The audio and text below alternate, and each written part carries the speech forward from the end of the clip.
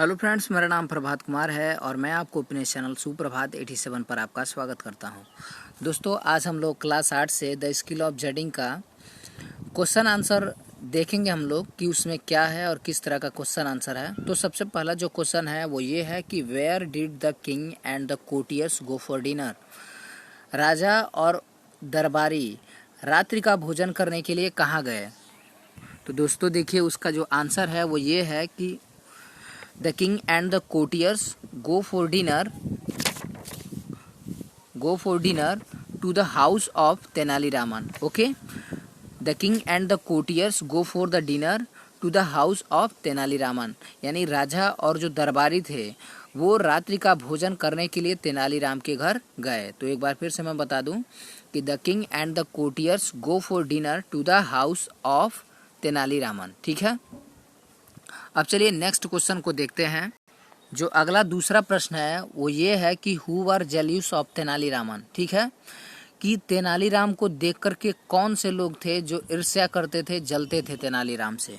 तो जो दूसरा क्वेश्चन है कि तेनालीराम से कौन से लोग ईर्ष्या करते थे, तो देखिए सम कोर्टियर्स जेल्यूस टू तेनालीरामन। ठीक है, तो जो कुछ दरबारी थे वही तेनालीराम से ईर्ष्या करते थे, वही तेनालीराम को देख करके जलते थे। तो some courtiers jealous of Tenaliraman. Okay, जो नेक्स्ट क्वेश्चन है वो है कि what did Tenali say about the child's future. Okay, Tenaliram ने बच्चे के भविष्य के बारे में क्या कहा। What did Tenali say about the child's future. तो इसका जो आंसर है ये है कि Tenali say about the child's future that he will be a great warrior then his father. तो जो तेनालीराम थे उन्होंने बच्चे के भविष्य में कहा कि वह अपने पिता के बाद एक महान योद्धा बनेगा, एक महान धनुर्धारी बनेगा। तो उसका जो 4 नंबर वाला, जो 3 नंबर वाला जो क्वेश्चन था उसका ये आंसर आप लोग देख सकते हैं कि the Tenali says about the child's future that he will be a great warrior than his father. Okay, अब चलिए नेक्स्ट क्वेश्चन को देखते हैं। जो नेक्स्ट क्वेश्चन है वो ये है कि how was Tenali tested for his judgement. जो तेनाली राम थे वो अपने न्याय कौशल के लिए किस तरह से उनका टेस्ट लिया गया। तो इसका भी आंसर चलिए देख लेते हैं। तो जो आंसर है वो ये है कि 2 identical gold pots were made by Goldsmith. 2 एक समान दिखने वाले सोने के बर्तनों को सुनार के द्वारा बनवाया गया। They were hung by chain on the ceiling, और उन्हें जो है चैन के सहारे सेलिंग में लटका दिया गया। फॉर तेनाली टू सी, तेनाली को देखने के लिए, एंड आइडेंटिफाई, और इसकी पुष्टि करने के लिए कि कौन सा सोना का है और कौन सा जो है पित्तल का है या किसी और चीज का है। दिस वे, इस तरीके से तेनाली टेस्टेड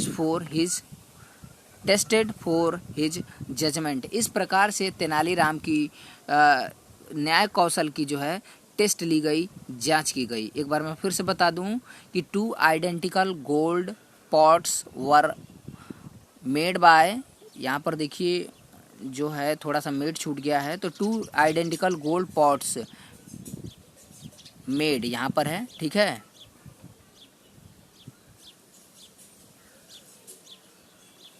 मेड वर बाय गोल्डस्मिथ। ठीक है, तो 2 एक समान दिखने वाले सोने के बर्तन को सुनार के द्वारा बनवाया गया और उन्हें एक सेलिंग में, एक चैन के सहारे एक सेलिंग में टांग दिया गया, एक छत में टांग दिया गया, ताकि तेनालीराम उसको देखें और यह बताएं कि कौन सा बर्तन है वो किस में सोना है, कौन सा भरा हुआ है और कौन सा खाली है। तो देखिए, they were hung by a chain on the ceiling for Tenali to see and identify. This way Tenali tested for his judgement. Okay, तो इस तरह से इसके क्वेश्चन आंसर जो हैं वो ख़त्म हो चुके हैं। अब मुझे लगता है कि ये फिल इन द ब्लैंक जो ब्लैंक्स है वो सब का सब ब्लैंक्स जो है वो सारा का सारा आप लोग को समझना होगा। तो यहाँ देखिए, अकबर वाज ए ग्रेट। ठीक है, तो अकबर वाज अ ग्रेट, यहाँ पर जो वॉरियर दिखाई दे रहा है वो पहला हम लोग का हो जाएगा। अकबर जो थे वो एक महान योद्धा थे। ही हैड मैनी, उनके पास बहुत सारे दरबारी थे, ठीक है। One of them was Birbal, जिनमें से एक जो थे वो बिरबल थे। ही वॉज वेरी, ठीक है, विटी हो जाएगा, वो बहुत ही बुद्धिमान थे। He surprised everyone by his judgement, ठीक है। तो ये जो है यहाँ जजमेंट जो है यहाँ पर भर दिया जाएगा। अदर वर जेल्यूस जो है यहाँ पर रहा जेल्यूस, अदर वर जेल्यूस, ये यहाँ पर भर दिया जाएगा आखिरी में। तो पहले में जो है वॉरियर हो जाएगा, दूसरे में कोटियर्स हो जाएगा, तीसरे में जो है वो विटी हो जाएगा, सॉरी ही वाज वेरी, हाँ विटी, तीसरे में विटी रहेगा। और उसके बाद से चौथे में जो है सरप्राइज रहेगा और पांचवें में जो है जेल्यूस रहेगा। तो इस तरह से जो है ये लेसन नंबर 1 यानी द स्किल ऑफ जडिंग का जो क्वेश्चन आंसर था वो भी पूरी तरह से समाप्त हो गया। आई होप कि आप लोग को पूरा बेहतरीन तरीके से समझ में आया होगा। और इसके बावजूद भी अगर किसी तरह का कोई समस्या रह गई होगी तो आप लोग प्लीज़ हमें कमेंट बॉक्स में ज़रूर पूछ लीजिएगा। और ये जो नीचे ये जो लैंग्वेज प्रैक्टिस दिखाई दे रहा है ये एक्चुअली कुछ एक्सरसाइज करने वाला है नहीं। तो थैंक यू फॉर वॉचिंग, और इसका मैं जल्दी से पार्ट 2 का भी क्वेश्चन आंसर मैं अपलोड कर दूँगा।